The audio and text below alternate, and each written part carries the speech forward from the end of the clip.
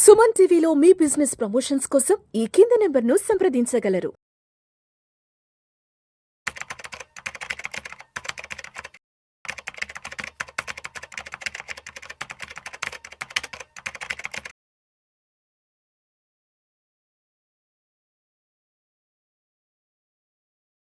నమస్తే, నేను మీ రేవంత్ చలమల.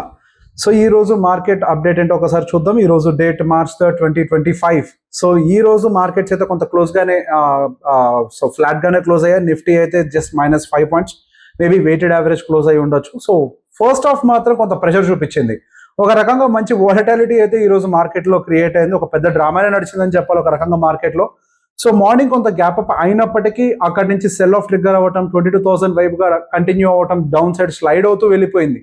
సో ఇవాళ కూడా ఇంకా మనకు ఒక పెద్ద రెడ్ క్యాండిల్, మనకి శుక్రవారం లాగానే ఒక పెద్ద రెడ్ క్యాండిల్ ఫార్మేషన్ జరుగుతుందేమో అని ఒక భయాన్ని కూడా క్రియేట్ చేసింది. కాకపోతే సెకండ్ హాఫ్ లో వచ్చినటువంటి రికవరీ మనకి మార్కెట్ లో కొంత పాజిటివ్ హోప్ అయితే క్రియేట్ చేశాయి. సో ఈ రోజు అటు మిడ్ క్యాప్ కావచ్చు, స్మాల్ క్యాప్ కావచ్చు, యాక్చువల్ గా మనకి ఫస్ట్ హాఫ్ అంత విపరీతమైన నెగిటివ్నెస్ అయితే ఇండికేట్ చేశాయి. దాదాపుగా ఆఫ్టర్నూన్ వరకు -1.5% ఆ రేంజ్ లో స్మాల్ అండ్ మిడ్ క్యాప్ ఉన్నట్లయితే ఈ రోజు మనకి జస్ట్ 0.5% స్మాల్ క్యాప్ తో క్లోజింగ్ వచ్చింది. అండ్ మిడ్ క్యాప్ అయితే పాజిటివ్ గా కూడా కొంచెం వరకు టర్న్ అవుట్ క్లోజింగ్ అయితే ఇవ్వడం కనిపిస్తుంది. సో ఇక్కడ నుంచి మార్కెట్ కండిషన్ ఏంటి అనేది ఒకసారి గమనించినట్లయితే మనకు ఒక 50% రిట్రేస్మెంట్ రావచ్చు రీసెంట్ స్వింగ్ నుంచి, అంటే దాదాపు 22,800 22,900 వరకు కూడా. అండ్ దాంతో పాటు ఒక లాంగ్ టర్మ్ ట్రెండ్ ఏదైతే బ్రేక్ చేసి కిందకు వచ్చిందో దాన్ని రీటెస్ట్ చేసే ప్రయత్నం కూడా కొంతవరకు జరగాలి. కాబట్టి మనకు కొంతవరకు అప్ సైడ్ చిన్న మూమెంటం. సో బేసిక్గా దాన్ని రీట్రేస్మెంట్ అని అంటాము. ఎప్పుడైతే సెల్లింగ్ ఎగ్జాషన్ అనేది, అంటే టూ మచ్ ఆఫ్ సెల్లింగ్ అనేది జరుగుతుందో కొంత సెల్లింగ్ ఎగ్జాషన్ రావడానికి అవకాశం ఉంటుంది. సో ఆ టైంలో చిన్న చిన్న రీట్రేస్మెంట్స్ వచ్చే అవకాశాలు ఉన్నాయి. ఇప్పుడు కరెంట్ ఉన్నటువంటి మార్కెట్ సినారియోలో ఆ రీట్రేస్మెంట్ వచ్చే అవకాశాలు అయితే ఎక్కువగా కనపడుతున్నాయి. సో ఈ రోజు సెగ్మెంట్ వైపుగా చూసుకుంటే దాదాపుగా రియాలిటీ 1.26%, మెటల్స్ 1.18%. సో ఒక మంచి గ్రీన్ మూమెంటంలో అయితే కొంతవరకు అవి తీసుకొని వచ్చాయి. బట్ ఈ రోజు one of the biggest loser కింద మాత్రం మనకి హెచ్డిఎఫ్సి బ్యాంక్ అయితే కనిపిస్తుంది. HDFC is one of the biggest loser. So HDFC bank దాదాపుగా 52 పాయింట్స్ తీసేసుకుంది. మొన్న శుక్రవారం రోజు హెచ్డిఎఫ్సి బ్యాంకే సపోర్ట్ చేసింది, కానీ ఈ రోజు హెచ్డిఎఫ్సి బ్యాంక్, రిలయన్స్ కొంతవరకు బాగా ట్రాక్ చేశాయి. So going further we have to see. And yes, దానికి గల కారణాలు ఏంటి? మనకు ఓవర్ నైట్ గానే యుఎస్ లో టారిఫ్ రిలేటెడ్ ఇష్యూస్ మారటము. కానీ ఇక్కడ పాయింట్ ఏంటి? యుఎస్ లో టారిఫ్ రిలేటెడ్ ఇష్యూస్ మారుతున్నాయి అన్నమాట నిజమే. సో ఆ టెన్షన్స్ అనేది మనకి ప్రపంచవ్యాప్తంగా ఉండాలి, అన్ని దేశాల్లో అన్ని మార్కెట్స్ లో ఉండాలి. కానీ ప్రపంచవ్యాప్తంగా ఉన్నటువంటి మార్కెట్స్ అన్ని కూడా when compare to Indian markets ఈ రోజు స్టేబుల్ గా ఉన్నాయనే చెప్పాలి. సో కేవలం ఈ రోజు ప్రెషర్ అంతా కూడా మనకి ఇండియన్ మార్కెట్ లోనే కొంతవరకు ఎక్కువగానే కనిపించింది. సో యూరోపియన్ మార్కెట్స్ ఇవన్నీ కూడా బాగానే ఉన్నాయి. ఈవెన్ చైనీస్ మార్కెట్ కూడా ఈ రోజు బాగానే ఉంది. సో యాక్చువల్ టారిఫ్ టెన్షన్స్ వాళ్ళకి కదా. సో మన ఇండియన్ మార్కెట్స్ ఇంతగా టెన్షన్ లో ఉండడానికి అయితే అసలు అవకాశాలే లేవు. అదే విధంగా ఏదైనా Russia Ukraine war related escalation జరుగుతుందనంటే ఆ టెన్షన్ అసలు ఎవరికి కనిపించట్లేదు. సో ఇదంతా కూడా ఇండియన్ మార్కెట్ లో కాన్సన్ట్రేటెడ్ గా మాత్రమే ఎఫ్ఐఐ యొక్క సెల్లింగ్ వల్ల జరుగుతుందని మాత్రమే మనం కన్సిడర్ చేయగలుగుతాం. So going further we have to see వాళ్ళ సెల్లింగ్ ఎగ్జాషన్ ఏమన్నా అయిపోవచ్చిందని కూడా మనం చూస్తుంటే మంచిది. సో కొంచెం టెక్నికల్ గా కూడా మన నిఫ్టీ యొక్క చార్ట్ ని కూడా ఒకసారి మళ్ళీ అనలైజ్ చేసుకొని నెక్స్ట్ మన మ్యూచువల్ ఫండ్ యొక్క డేటా కూడా ఎలా ఉందన్న దాని గురించి చూద్దాము. సో ఈ పర్టికులర్ ట్రెండ్ లైన్ అయితే మనకు బ్రేక్ డౌన్ అయితే జరిగింది. సో మళ్ళీ పైకి వెళ్ళదానంటే వెళ్ళొచ్చు, వెళ్ళకపోవచ్చు. కాకపోతే ఒక చిన్న టెక్నికల్ బౌన్స్ కూడా రావచ్చు. ఒకసారి మళ్ళీ ప్రీవియస్ గా ఏదైతే సపోర్ట్ గా యాక్ట్ చేసిందో ఈ ట్రెండ్ లైన్, ఆ ట్రెండ్ లైన్ ఒకసారి రీటెస్ట్ చేసి ఒక రెసిస్టెన్స్ కింద ఆ తర్వాత మార్కెట్ ఏ డైరెక్షన్ తీసుకుంటుందా అన్న దాని గురించి మనం చూడొచ్చు. సో బేసిక్ గా మనకి ఇక్కడ నుంచి ఇక పైకి వెళ్ళదా, ఈ ప్రాబ్లం కంటిన్యూ అవుతుందా అని అంటే yes, there are some certain issues also. So మొన్న మనకి ఫిబ్రవరి 28 అయిపోయిన తర్వాత March 1వ తారీఖు ఆటో సేల్స్ డేటా అయితే వచ్చింది. సో మనకు ఆటో సేల్స్ డేటా అయితే పెద్ద ఎత్తున పాజిటివ్ ఏం రాలేదు. యాక్చువల్ గా మనకు ఆటో సేల్స్ డేటా అనేది ఒక ఎకనామిక్ ఇండికేటర్ లకు కూడా పరిగణిస్తూ ఉంటాం. ఎప్పుడైతే ఆటో సేల్స్ డేటాస్ అనేవి రివైవ్ అవుతూ ఉంటాయో సహజంగా మనకి కొంతవరకు కన్సంప్షన్ బూస్ట్ అవుతుంది అనేది ఒక ఎస్టిమేషన్ ఉంటుంది. కానీ ఆటో సేల్స్ డేటా కూడా కొంతవరకు డిసప్పాయింట్మెంట్ అయితే క్లియర్ గా చూపిస్తున్నాయి. అసలు టాటా మోటార్ సేల్స్ అయితే దాదాపుగా -9% పడ్డట్టున్నాయి. ఎస్, కొంతవరకు ఏదో మారుతి ఏదో స్టెబిలైజ్ అయ్యే ప్రయత్నం చేసినట్టుంది, కొంతవరకు న్యూట్రల్ గా. M&M కొద్దిగా పాజిటివ్ గా ఉన్నట్టున్నాయి సేల్స్ డేటాస్ ఇవన్నీ కూడా. So going further we have to wait and see. అవి కూడా రివైవ్ అవుతాయనంటే మనం ఇమీడియట్ గా ఏమీ చూడలేము. సో హవెవర్ మనకి మార్చ్ సీజన్ వచ్చింది.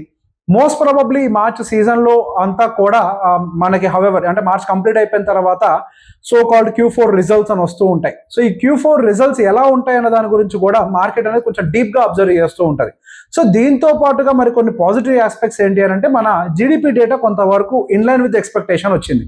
టూ మచ్ ఆఫ్ పాజిటివ్ అనకూడదు అండి, కానీ ఇన్లైన్ విత్ ఎక్స్పెక్టేషన్ రావటం అనేది ఇంతకుముందు ఏదో 5.8 వచ్చింది, ఇప్పుడు 6.8 వరకు వచ్చినట్టుంది. సో ఇన్లైన్ విత్ ఎస్టిమేషన్ రావడం కూడా ఒక రకంగా మనకు పాజిటివ్ న్యూస్ అనే చెప్పాలి ఇప్పుడున్నటువంటి సిచ్యువేషన్స్ లో. సో ఈ మార్కెట్ కండిషన్ లో మనకుండే ఒకే ఒక negative news, there is undoubtedly FIs selling. So ఈ ఎఫ్ఐఎస్ సెల్లింగ్ అనేది మనకి శుక్రవారం రోజున అయితే విపరీతంగా కనిపించింది. అఫ్ కోర్స్ దాని ఇండెక్స్ రీబ్యాలెన్సేషన్ ఇది కూడా జరిగినట్టుంది. దానివల్ల కొంతవరకు మనకు వాల్యూమ్స్ కూడా 50,000 కోట్ల వరకు వెళ్ళాయి ఎఫ్ఐఎస్ యొక్క ట్రేడింగ్ వాల్యూమ్స్ అనేవి. సో ఓవరాల్ గా ఒక 11,000 కోట్లు ఆ రోజు సెల్లింగ్ పెట్టడము, దానికి తోడుగా ఇండియన్ లో ఉన్నటువంటి డిఐఎస్ అందరూ కూడా కొంతవరకు బయింగ్ సపోర్ట్ కూడా ఇవ్వటము. But still there is a selling. End of the day Friday market అయితే బ్యాడ్ గానే క్లోజ్ అయింది, బట్ ఆ ప్రెషర్ అయితే క్లియర్ గా కనపడుతుంది మార్కెట్ లో. సో మనకి గోయింగ్ ఫర్దర్ నెక్స్ట్ మనకి మార్కెట్స్ సపోర్ట్స్ తీసుకోవడానికి గల కొన్ని ప్లేసెస్ ఎక్కడ ఉన్నాయో కూడా ఒకసారి మళ్ళీ చూద్దాము. సో మనకి నిఫ్టీ పరంగా అయితే ఇది కండిషన్, అండ్ సెన్సెక్స్ పరంగా కూడా మనం ఒకసారి 1 డే టైం ఫ్రేమ్ ప్రకారం చూసినా కానీ మనకి ఏదైతే లాంగ్ టర్మ్ ఛానల్ ఉందో ఆ ఛానల్ బ్రేక్ డౌన్ అయితే క్లియర్ గా అయిపోయింది.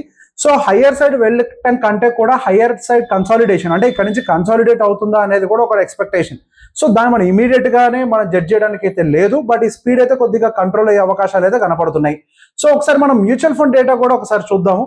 సో మొన్న శుక్రవారం నాడైతే హైయెస్ట్ ఫాల్ వచ్చింది అయితే మాత్రం ఇండస్ట్రీస్, అంటే మనకి మ్యూచువల్ ఫండ్ లెవెల్లో కూడా టెక్నాలజీ రిలేటెడ్ మ్యూచువల్ ఫండ్స్ మాత్రం దాదాపుగా 3.85% పడిపోయాయి. అది యావరేజ్ డేటా, నేను ఒక ఫండ్ గురించి చెప్పట్లేదు. ఒక ఫండ్ బాగా పడచ్చు, ఒక ఫండ్ తక్కువగా పడచ్చు. బట్ ఆ రోజు సెల్లింగ్ అంతా కూడా మనం చూసినట్లయితే దాదాపుగా 4.5% టెక్నాలజీలోనే వచ్చింది, కాబట్టి ఇక్కడ మ్యూచువల్ ఫండ్స్ కూడా కొంత ఇంపాక్ట్ అయ్యాయి. అండ్ దాని తర్వాత పిఎస్యూస్ కానీ కన్సంప్షన్ కానీ ఇవి కూడా కొంతవరకు ఇంపాక్ట్ అయితే అయ్యాయి. సో అదే విధంగా మన ఫిబ్రవరి కూడా కంప్లీట్ అయింది కాబట్టి ఎంటైర్ ఫిబ్రవరిలో వర్స్ట్ పర్ఫార్మింగ్ చేసింది అయితే స్మాల్ క్యాప్ 12% తీసేసుకుంది. Next PSUs 12% year 2, infrastructure 11.75, technology 11.53, mid cap దాదాపుగా 10, అంటే 1, 2, 3, 4, 5 సెగ్మెంట్స్ ఆల్మోస్ట్ మనకి 10% కంటే ఎక్కువ కరెక్షన్ లాస్ట్ 1 month లోనే జరిగింది. సో హెవీ పోర్ట్ఫోలియో కరెక్షన్ అంతా కూడా మనం అందరము గత 1 month లోనే చూసుకుని ఉంటాం. ఈవెన్ మనం 3 months డేటా ప్రకారం చూసినా కానీ మనకి స్మాల్ క్యాప్ సెగ్మెంట్ ఆల్రెడీ మనకి టోటల్ అంటే యావరేజ్ డేటానే 20%, 21 అనుకోవచ్చు ఒక రకంగా, near to 21% the last 3 months. Of course కొన్ని ఫండ్స్ ఇంకెక్కువగానే కరెక్షన్ జరుగుంటాయి, కొన్ని ఫండ్స్ తక్కువగా కరెక్షన్ జరుగుంటాయి. యావరేజ్ డేటాలో మనకి దాదాపు 20%, ఇన్ఫ్రాస్ట్రక్చర్ అయితే 18%, పిఎస్యూస్ 18%. సో కరెక్షన్స్ అనేవి మ్యూచువల్ ఫండ్ పోర్ట్ఫోలియోలోనే 20% అండ్ అబౌవ్. ఇది యావరేజ్ డేటా. మళ్ళీ మీ పోర్ట్ఫోలియోలో ఎక్కువ ఉంది అని అంటే ఉండే ఛాన్సెస్ ఉన్నాయి. అండ్ దానికి గల కారణం ఏంటి, మీరు ఏ టైప్ ఆఫ్ ఫండ్లో ఉన్నారో మనకు తెలియదు కదా. సో కొన్ని ఫండ్స్ ఎక్కువ కరెక్ట్ ఉంటాయి, కొన్ని ఫండ్స్ తక్కువ కరెక్ట్ అయి ఉంటాయి. ఇది ఒక యావరేజ్ డేటా. సో ఈ కరెక్షన్ అనేది ఒక రకంగా హెల్దీ అనే చెప్పాలి. సో ఇటువంటి టైంలో మనం కొంచెం స్టేబుల్గా మన ఎస్ఐపిస్ ఆపకుండా కొద్ది వరకు గనక ఇన్వెస్ట్మెంట్స్ ఏమన్నా పెంచగలిగితే యావరేజ్ చేసుకోవడానికి కూడా ఒక ఆపర్చునిటీ దొరుకుతుంది. సో ఇటువంటి టైంలో ఎస్ఐపిస్ ఆపడాలు లాంటి పనులు చేయకుండా కొంతవరకు యావరేజ్ చేసుకునే ప్రయత్నం చేయండి. This will definitely help you out. So ఈ వీడియో కనుక మీకు నచ్చినట్లయితే ఈ అనాలిసిస్ మీ వాళ్ళందరికీ షేర్ చేసే ప్రయత్నం చేయండి. Thank you.